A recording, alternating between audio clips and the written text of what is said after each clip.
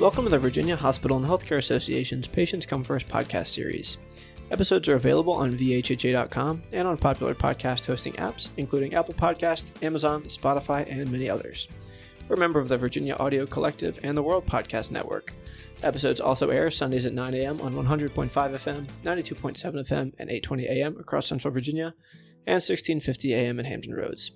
Please send questions, comments, feedback, or guest suggestions to pcfpodcast@vhha.com. Again, that is pcfpodcast@vhha.com.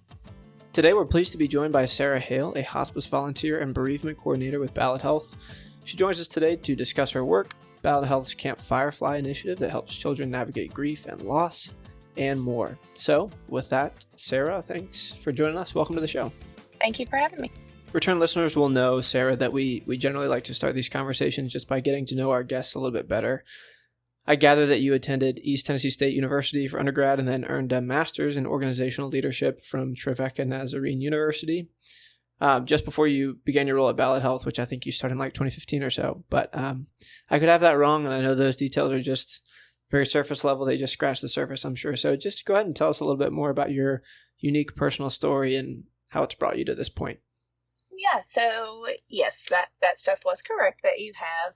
I've also added to that a certification in grief counseling and grief coaching. And actually, my father was in hospice about 13 years ago.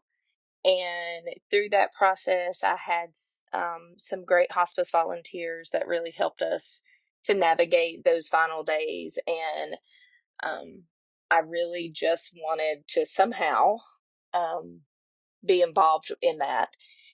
But at the time, I was working full-time. I was going to school full-time, and I had a 3-year-old. So volunteering wasn't really something that was on my radar that I could fit in anywhere. And about a year and a half after that, the position at Ballad Hospice came open as volunteer coordinator. And so I interviewed for that and got that role. And then about 5 years later, started doing the certification for bereavement and switched over. And now I do both.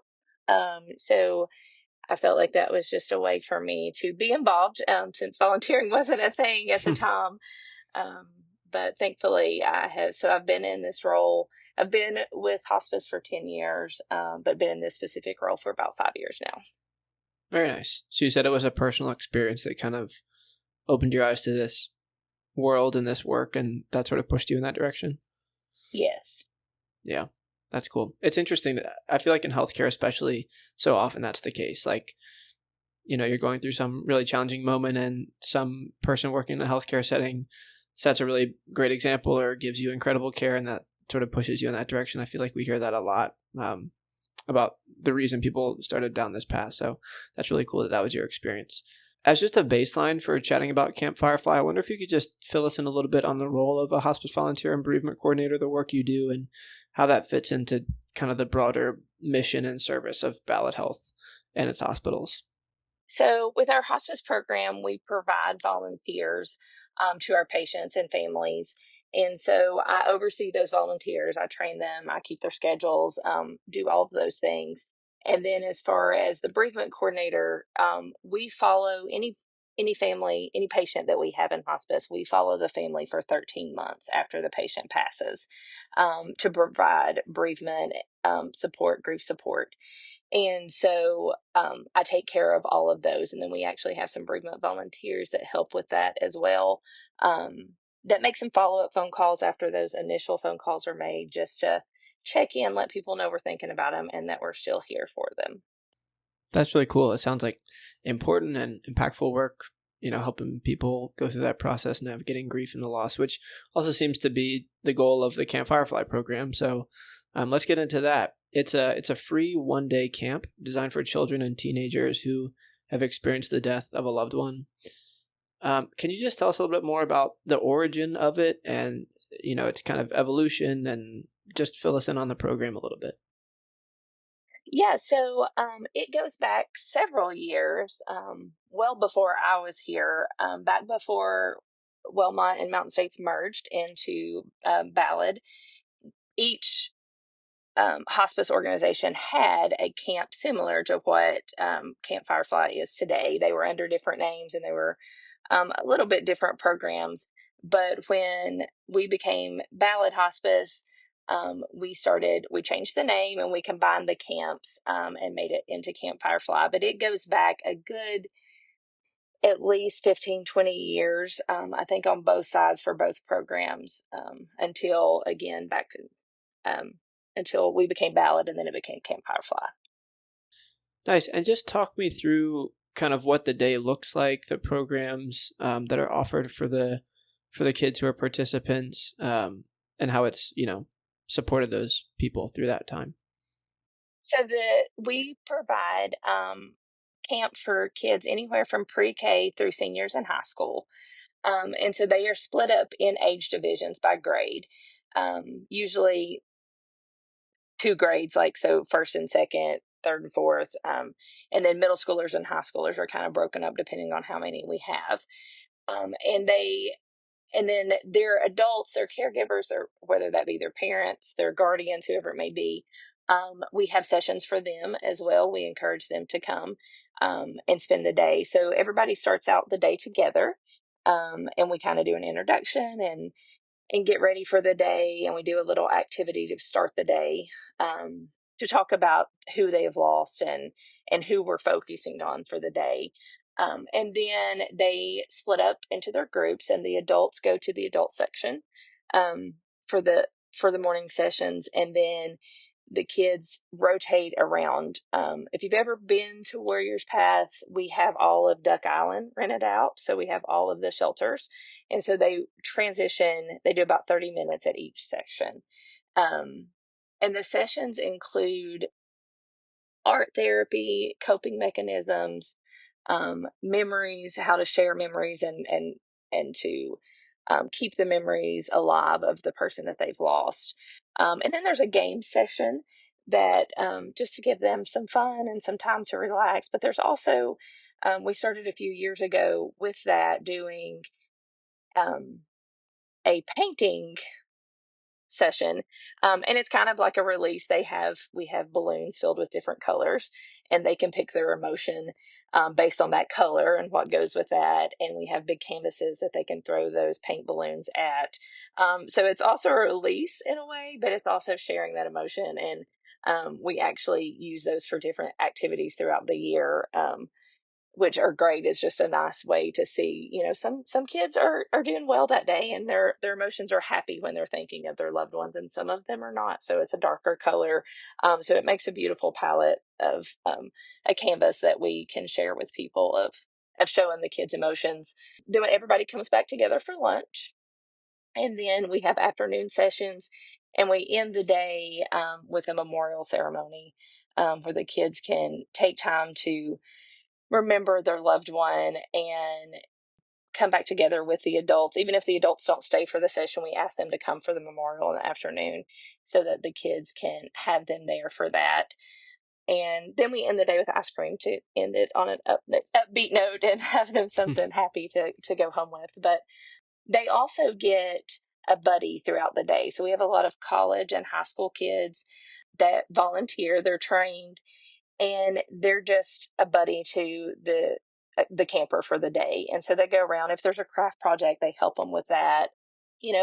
Just kind of get to know them and give them somebody to talk to and not feel like they're in such a big crowd. They have someone with them. That's really cool.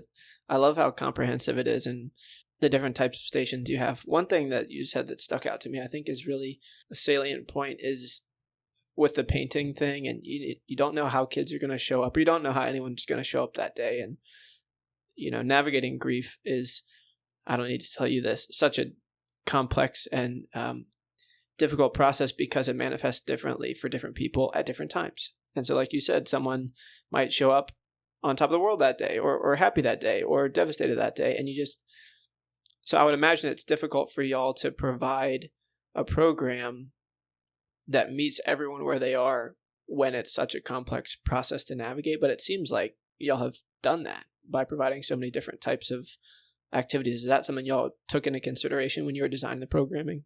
Yeah, especially so the program, I know we are hospice, but this program is open to anyone in the community. So it doesn't have to be someone that's lost someone in a hospice program, which is more expected in a way most of the time. Usually if you're going into hospice, then we at least know that there's a little bit of a time frame there that someone's sick and they're going to pass.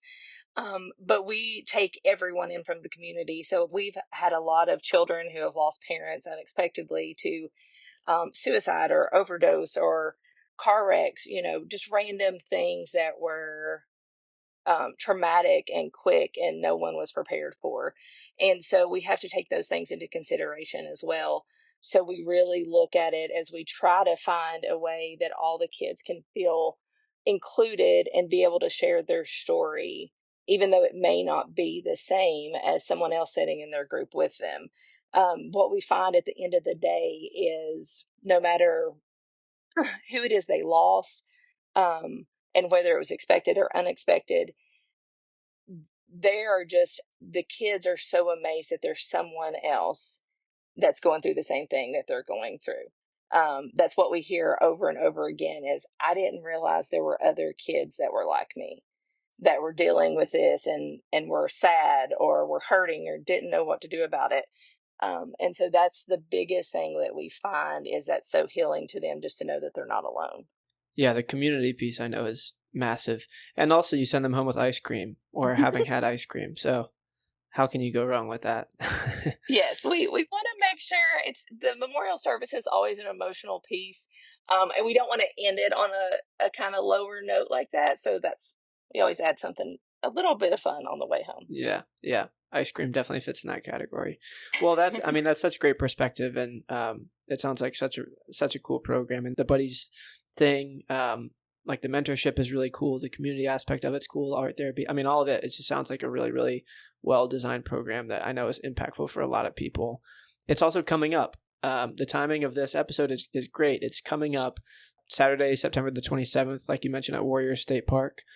Can you talk a little bit more about how to register, what families should know? And also, like I mentioned at the beginning, this podcast goes out a lot of different places. So where is Warriors Path State Park? Just give us a few of the logistic details, if you would. Yeah.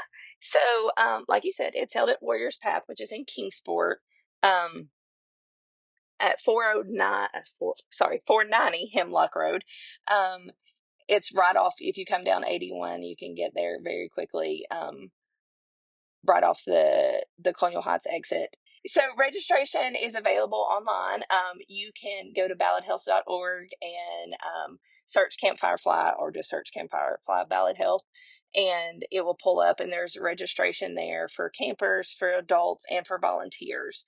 And so I mentioned high school and college students. It's a great way, especially if they're wanting to go into healthcare. It's a great way for them to get some experience and especially get those volunteer hours that they have to have for different scholarships and things like that. But anyone is welcome to volunteer. We do run a background check on anyone that's there, but anyone can volunteer for the day. And like I said, all the registrations are online. Very simple process, and we'll be taking registration up until the day before camp. Perfect. Well, that sounds great, and we definitely encourage anyone who's interested to look into that and go and experience what the folks at Ballad have put together, because I know it's a great program. We want to thank you so much, Sarah, for joining us today, sharing all that perspective, all your information. Before we let you go, we do have a tradition on this show to close things out just by asking our guests a pair of fun sort of surprise questions. Nothing tricky, all fun stuff. But to keep things interesting, we have a list of 10 mystery questions. So if you would, pick two numbers between 1 and 10, and then I'll ask you the corresponding questions as we close out. 7 and 9. Okay. Number 7.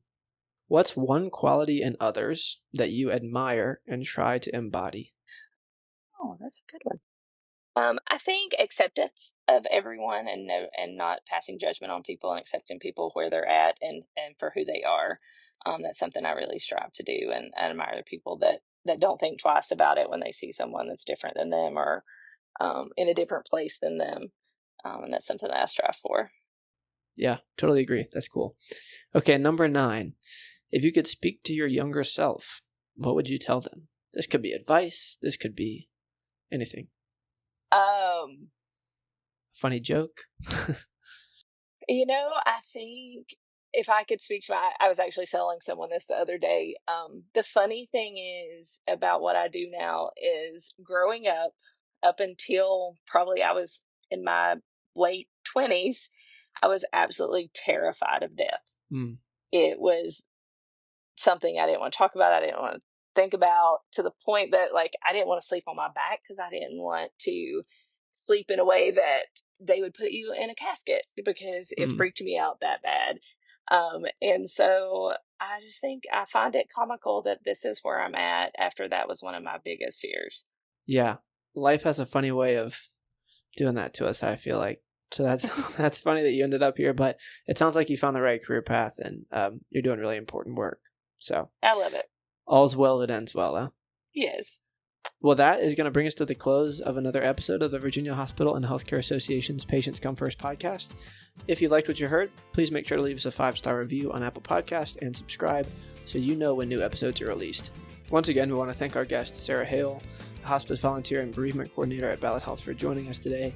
So, Sarah, thank you so much. It's been really fun talking to you. Thank you. I appreciate it.